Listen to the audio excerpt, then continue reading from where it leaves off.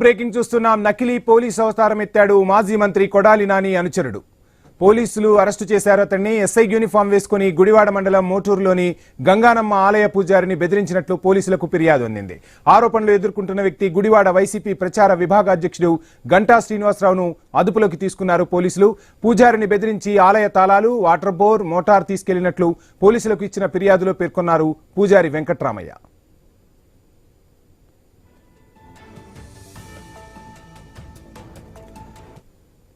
Right, నకిలీ police గుట్టు రట్టు చేశారు. ఈ నకిలీ పోలీసు కొడాలి నాని ప్రధాన అనుచరుడిగా తెలుస్తుంది. గుడితాళాలు కూడా లాక్కున్నాడని గంటాపై అభియోగం అయితే వ్యక్తమైంది. ఇదే అంశానికి సంబంధించి ఫుల్ డీటెయిల్స్ మా ప్రతినిధి యాకూబ్ అందిస్తారు.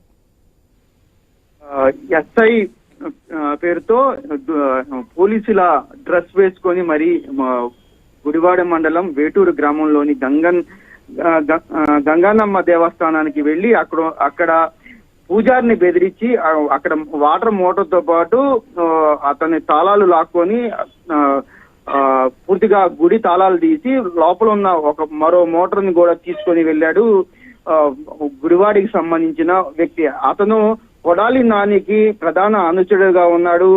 అక్కడ వైసీపీకి ప్రచార కార్యకర్తగా కూడా ఆయన ఉన్నాడు. అతను పోలీస్ డ్రెస్ లో నకిలీ పోలీసు అవతారం ఎత్తి ఆ గుడిలో ఉన్న బోరుతో పాటు మోటార్ ని తీసుకువెళ్ళటం, అది గమనించిన ఆ పూజారి అతన్ని బెదిరించడం జరిగింది. అప్పుడు ఆ పూజారి పోలీస్ స్టేషన్ కు ఫిర్యాదు చేయడం జరిగింది. ఈ నేపథ్యంలో పోలీసులు అతన్ని అదుపులో తీసుకున్నారు. అతని పైన కేసులు నమోదు చేశారు.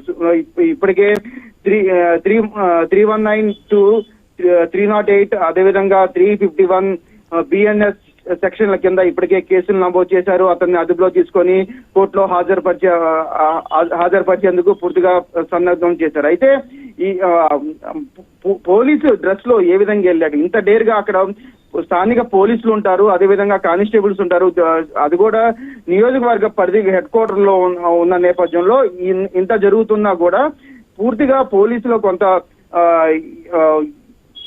ఏ విధంగా మారిందంటే అక్కడ పోలీసులు కూడా కొంతవరకు పట్టించుకోలేని పరిస్థితిలోకి వెళ్ళారా అన్న కోణంలో అయితే ఇప్పుడు చెప్తున్నారు. ఏదేమటికి ఇప్పుడు ప్రస్తుతం ఈ నకిలీ పోలీస్ వ్యవహారం పూర్తిగా ఇప్పుడు బయటకు వచ్చింది. ఒక కంప్లైంట్ ద్వారా పూజారి కంప్లైంట్ చేస్తేనే ఇప్పుడు ఈ వ్యవహారం బయటకు వచ్చింది. అయితే ఇప్పుడు పోలీసులు గతంలో ఇటువంటి చర్యలు ఇతను చేపట్టాడా అనే కోణంలో కూడా దర్యాప్తు చేస్తున్నారు. గతంలో కూడా కొంతమందిని బెదిరించడం కూడా చేశాడని కూడా ఇప్పటికైతే వాదనలు వినిపిస్తున్న నేపథ్యంలో పూర్తిగా ఇప్పటికైతే FIR నమోదు చేశారు వంశీ.